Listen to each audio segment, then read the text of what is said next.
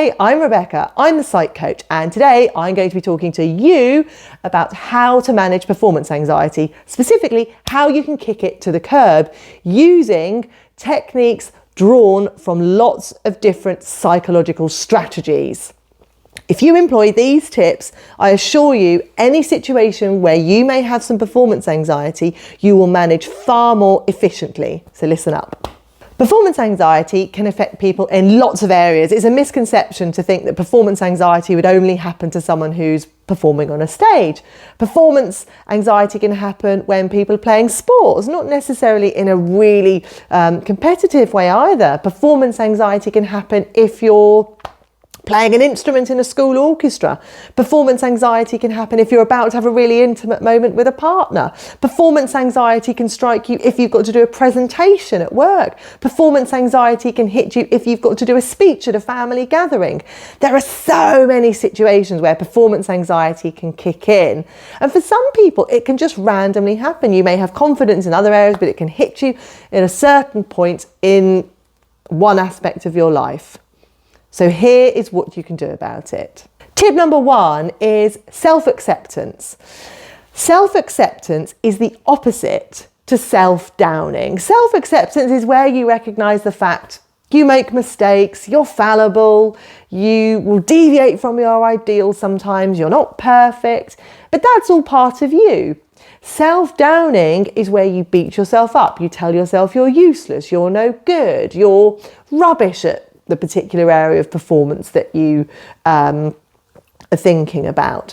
And of course, the more you do that and the more you beat yourself up and tell yourself no good and that you can't do it and you've got really poor confidence and you're useless, the worse you will feel about it. And then of course, the more you increase your performance anxiety.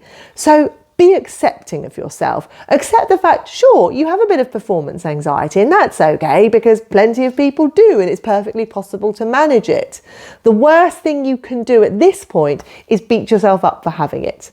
Okay, by having a more self-accepting stance of, okay, I have it, I don't like it, but I'm going to do something about it, you put yourself in a really good position to start coping with it. Which leads me on to tip number 2. Is giving yourself a pep talk before you deal with a difficult situation. Typically, if we're feeling stressed about something, we are naturally wired to imagine the scenario and how bad it's going to be. And we're naturally wired to tell ourselves, this is useless, it's going to be awful, it's going to be no good. Instead, give yourself a pep talk about the fact you can cope. Tell yourself it's only 5 minutes long, it's only half an hour, it's only an hour that I've got to do this for. You know, tell yourself that whilst it's difficult, it's tolerable. Tell yourself that you might not like it, but actually you can cope okay. And by giving yourself a bit of a pep talk and telling yourself that you can cope, you calm yourself down. Another really unhelpful thing to do, rather like beating yourself up and self-downing, is telling yourself you can't cope, telling yourself it's going to be absolutely awful, because you will just get yourself worked up. So tell yourself about your ability to cope, reassure yourself with the fact it's only going to be a short period of time, reassure yourself with the fact that, you know, even if worst case scenario happens, you will be able to cope. And those thought processes will naturally help calm yourself down. Which leads me on to tip number 3. Don't be catastrophic about the idea of it not turning out well. If you're worried about a particular performance, whether it is an interview, a piece of singing that you've got to do, an intimate moment with a partner, what's going to make you even more anxious is telling yourself it's going to be a catastrophe if it doesn't work out. If it doesn't work out, it's going to be the end of my relationship. It's going to be the end of my career. It's going to be the end of my passion. It's not helpful to tell yourself that. You are putting so much pressure on yourself by being catastrophic about the outcome. And the irony being, the more you do that, the more anxious you get. The more anxious you get, the less able you are to perform.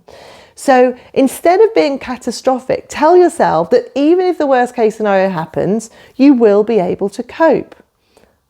Don't tell yourself it's going to be terrible if it doesn't pan out. If it doesn't pan out, you will get through it. Tip number 4 is focus on your previous successes.